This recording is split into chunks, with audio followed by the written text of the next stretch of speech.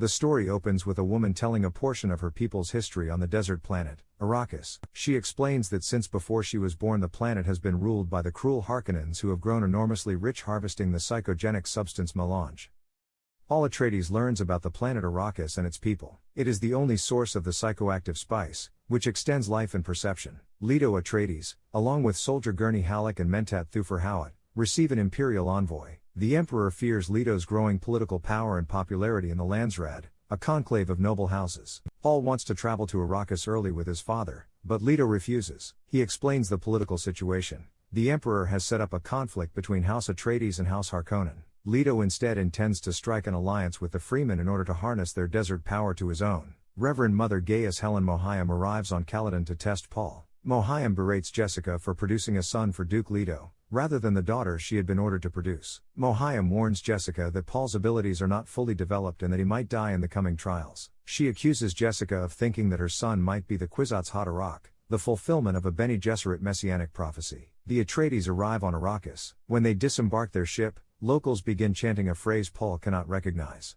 Paul asks his mother and she explains that it's a local prophecy of the Lisan al-Gaib, the voice from outer world. Leto surveys his new domain and discovers that the Harkonnens have sabotaged much of the needed infrastructure. They decide to take the issue to the Imperial Arbiter of the Transition, an ecologist named Leet Kynes, who has resided on Arrakis for years. Duncan Idaho returns from several weeks living with the Freemen. Duke Leto's party meets with Leet Kynes to investigate the spice mining operations. The mining vehicle, a sandcrawler, has attracted a worm. The worm's enormous, toothed maw opens and swallows the sandcrawler whole. Duke Leto awakes at night with the sense that something is wrong. He finds Mape stabbed to death and is shot with a paralytic dart that burrows its way through his body shield and into his back. Yue reveals himself as a traitor. Gurney is awakened and leads the counter-attack as the Harkonnen forces, aided by the Imperial Sardaukar troops, begin their assault. The Atreides troops, caught unprepared and outnumbered, find themselves quickly overwhelmed. Duncan takes an ornithopter and tries to rescue Paul and Jessica but finds them already gone.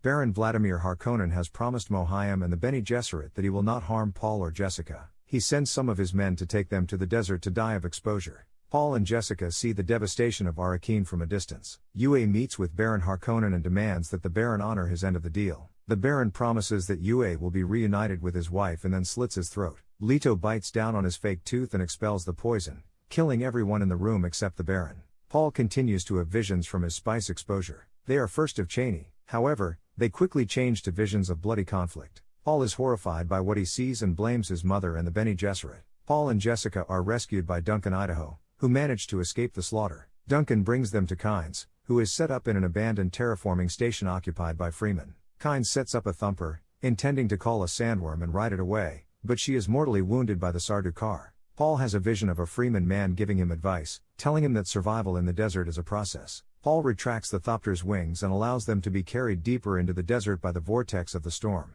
Jessica and Paul make their way toward where they believe the Freeman siege is. Their movements attract a sandworm and they make a run for some nearby rocks. A group of Freemen capture them. Jessica and Paul use their Bene Gesserit training to disarm most of the Freemen. Jessica asks for help returning to Caladan, saying that they will be well rewarded. Stilgar dismisses any reward they'd give as pointless. Paul agrees to stand as his mother's champion. Cheney gives him her crysknife, a dagger made from the tooth of the sandworm. In the duel, Paul outclasses Jamis. Paul and Jessica see a Freeman impossibly riding a live worm. As they begin their journey into the desert, Cheney tells Paul that this is only the beginning. This is only the